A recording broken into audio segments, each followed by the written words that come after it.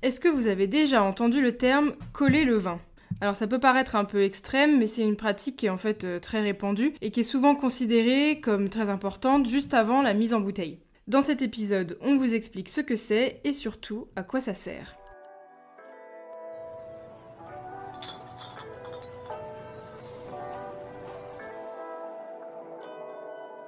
Alors effectivement, la très grande majorité des vins passent par l'étape du collage. Et c'est en fait une méthode de clarification qu'on fait avant la mise en bouteille, parce que l'objectif, c'est quand même d'obtenir un vin qui soit limpide, qui soit sans particules, il n'y ait pas de petits trucs qui flottent dedans. Principalement, c'est pour répondre aux attentes des consommateurs, qui s'attendent à avoir un vin limpide, bien brillant, sans dépôt. Alors comment on fait ? Parce que quand on dit coller un vin, on se demande un peu ce qu'on va lui faire subir.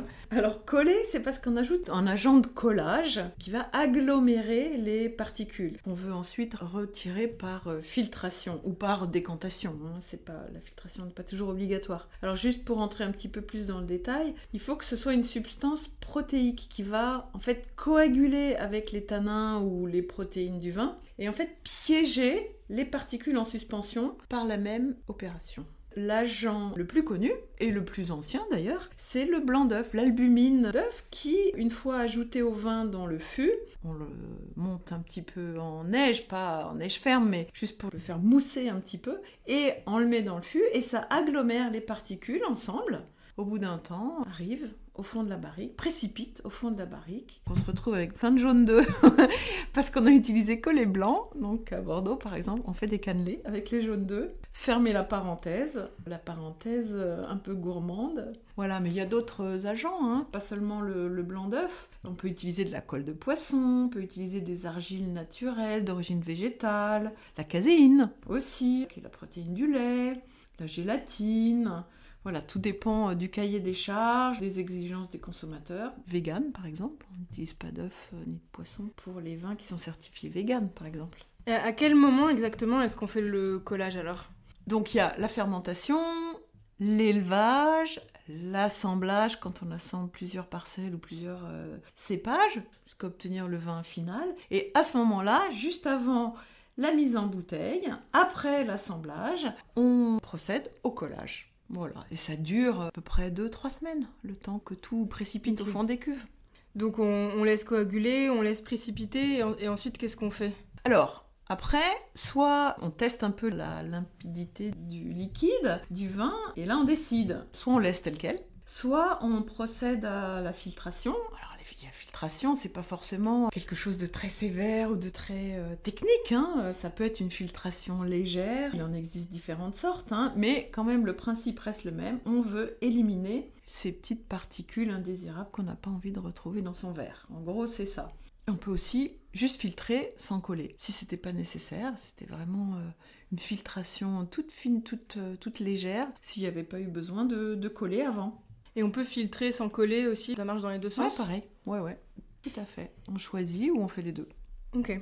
Et la question qui me vient en entendant qu'on enlève comme ça des éléments du vin, c'est est-ce que ça va pas quand même changer le goût ou la structure du vin derrière ? Ça dépend du filtre en question. Si le filtre est très très très serré et va retenir énormément de choses pendant son passage à travers ces couches, c'est de la ouate, de la terre très très très fine, le passage du vin à travers ces petites choses très serrées ou moins serrées, ça risque un peu de décharner le vin, c'est sûr, faut faire attention à ça. Voilà, on peut perdre éventuellement un petit peu quelques composés colorants et puis un peu de tanin. Bien sûr, on va enlever une partie du vin. Mais mon avis à moi, c'est que selon comment est le vin au départ et ce qu'on cherche à obtenir à l'arrivée, on peut faire cette filtration légère dont je parlais juste avant, ou juste un collage sans filtration. Et l'idée, c'est vraiment de ne pas décharner le vin. Peut-être qu'on n'a pas besoin de rien faire finalement.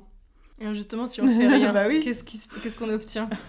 Ça existe, évidemment. Même quand on voit un vin trouble, quand on n'est pas habitué, quand on vous sert un verre un peu trouble dans un bar à vin, on se dit qu'il est peut-être pas propre. Donc effectivement, à ce moment-là, il y aura écrit sur l'étiquette, enfin j'espère, c'est pas toujours le cas, mais ni collé, ni filtré, ou sans collage, sans filtration. Alors là, c'est quand même un peu indiqué. C'est souvent le cas des vins nature, ou des vins bio, ou des vins biodynamie. C'est vrai que les producteurs n'ont pas forcément envie de risquer de dénaturer leur vin finalement. Si le temps d'élevage a été suffisamment long, voilà, les petits éléments ont pu précipiter au fond des cuves ou des fûts, à ce moment-là, on fait attention. En vidant les fûts pour ne pas sortir cette espèce de dépôt qu'on peut retrouver au fond. On n'a plus besoin de le clarifier dans ces cas-là. Et alors au final, est-ce que toi tu dirais que c'est plus qualitatif d'avoir un vin qui est avec des indications non collées, non filtrées ? Moi tu sais, je suis partisan plutôt des vins qui sont pas trop travaillés, on va dire, mais en même temps je préfère ne pas avoir à manger et à boire dans mon verre, donc voilà, c'est... Un minimum de filtration sans ça dénaturer, peut, s'il y en a besoin, une petite filtration légère, ça pose vraiment aucun problème.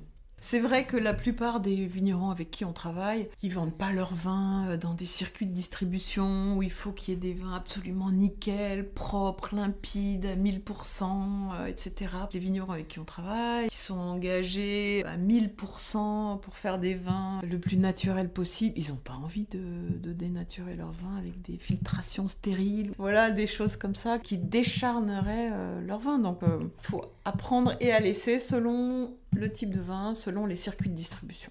Bon merci pour cet éclairage et j'espère que maintenant vous regarderez votre verre de vin différemment, qu'il soit limpide ou trouble. Et dans le prochain épisode, on discutera des métiers du vin et plus particulièrement de la différence entre sommelier et œnologue, qui sont souvent des métiers un peu confondus. En attendant, vous pouvez retrouver tous nos contenus sur nos autres réseaux, Instagram, Facebook, YouTube et Pinterest. Et pour passer à la dégustation, je vous donne rendez-vous sur notre site 3xvin.com où vous retrouverez toutes nos box de vin et notre sélection de petits domaines confidentiels.